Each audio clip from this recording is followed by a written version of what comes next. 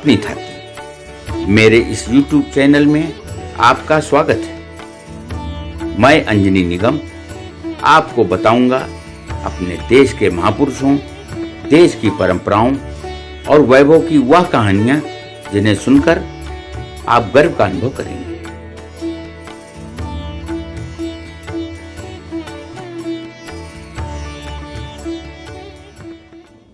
भारत भूमि में अनेक योगी महात्माओं ने समय समय पर जन्म लिया है। स्वामी दयानंद, स्वामी रामकृष्ण परमहंस, स्वामी विवेकानंद जैसे महान संतों के नाम से तो हम सभी परिचित हैं। इसी कड़ी में एक नाम महर्षि अरविंद घोष का भी है, जो अपने ढंग के निराले संत थे। उनका जन्म 15 अगस्त 1872 को बंगाल के एक संपन्न परिवार में हुआ था।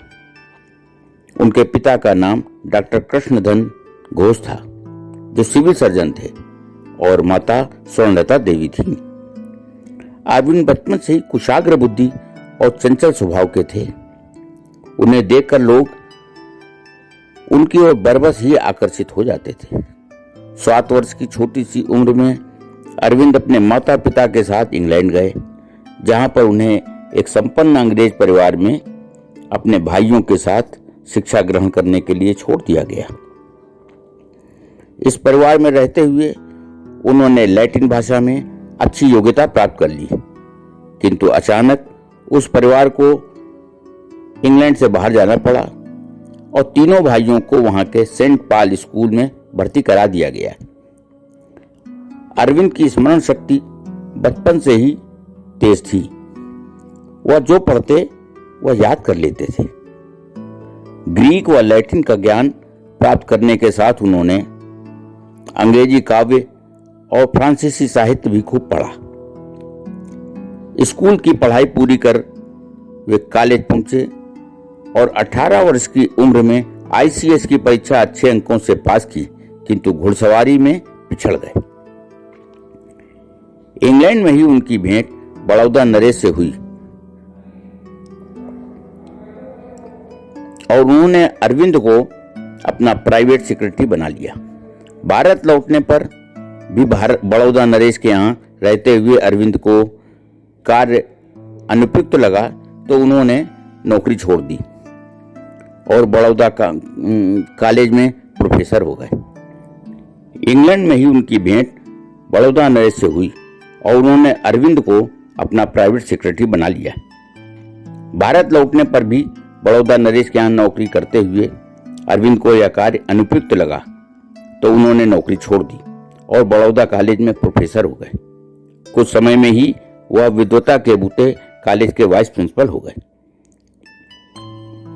देश लौटने के बाद श्री अरविंद ने भारतीय भाषाओं का अध्ययन किया और शीघ्र ही बंगला, संस्कृत, गुजराती, मराठी आदि के ज्ञाता बन गए।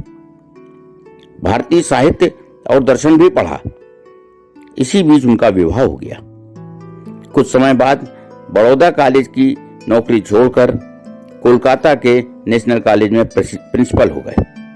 उन्होंने स्वामी रामकृष्ण परमहंस और स्वामी विवेकानंद की पुस्तकें पढ़ी और मनन किया।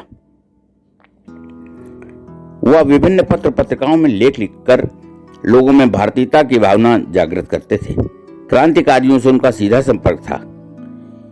इसी बीच अलीपुर बम कांड में उन्हें गिरफ्तार कर जेल भेज दिया गया। यहाँ पर उन्होंने योग का जबरदस्त अभ्यास किया और उनकी अंतरात्मा ने राजनीति छोड़ आत्मा की खोज करने का आदेश दिया। श्री अरविंद ने मात्र दर्शन लेख में लिखा, पहले भी अनेक महापुरुषों ने माता के दर्शन की कोशिश की है, पर उन्हें माता के दर्शन नहीं प्राप्त हो सके।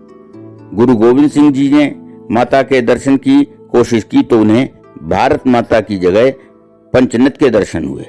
बंकिम बाबू ने प्रयास किया तो उन्हें भी केवल बंग प्रदेश के ही दर्शन हुए। अरविंद ने ही बंगाल में गुप्त क्रांतिकारी दल का गठन किया। उसकी जगह जगह शाखाएं खोली गईं। इस काम में पूना में बैठे लोकमान्य तिलक से उनका संपर्क हुआ। मुजफ्फरपुर में 3 अंग्रेजों पर बम फेंकने वाले खुदीराम बोस और विश्वासघाती नरेंद्र गोस्वामी को जेल में गोली मारने वाले कन्हैयालाल दत्त उनके ही आंदोलन की उपज थे। आत्मदर्शन के बाद श्री अरविंद सांसारिक कार्यों से अलग होकर आत्मा की खोज में लग गए। देश को आजाद कराने की उनकी उत्कट इच्छा थी और संयोग देखिए कि उनकी यह साध उनके जन्म दिवस यानी 1947 में 15 अगस्त को पूरी हुई। पांडिचेरी में उन्होंने आश्रम बनाया और यहीं से मानव मात्र की आध्यात्मिक उन्नति के लिए योगदान करते रहे। 5 दिसंबर 1950 को उनकी जीवन ज्योति सदा के लिए बुझ गई। मृत्यु से पूर्व उन्होंने देशवासियों को संदेश दिया, आध्यात्मिकता ही भारतीय लोकमानस की कुंजी है। भक्ति उसकी सहज भावना है। भारत में आदिकाल से ही उसे देख लिया और अपनी अंतर्दृष्टि कभी नहीं खोई। भविष्य भी उससे इस अंतर्दृष्टि की अपेक्षा करता है।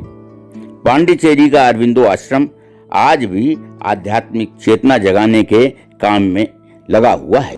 आज की कहानी में बस इतना ही।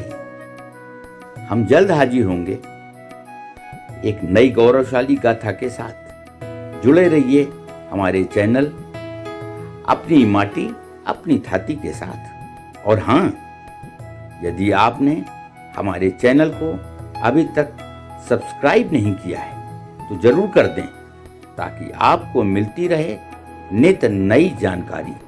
नमस्कार।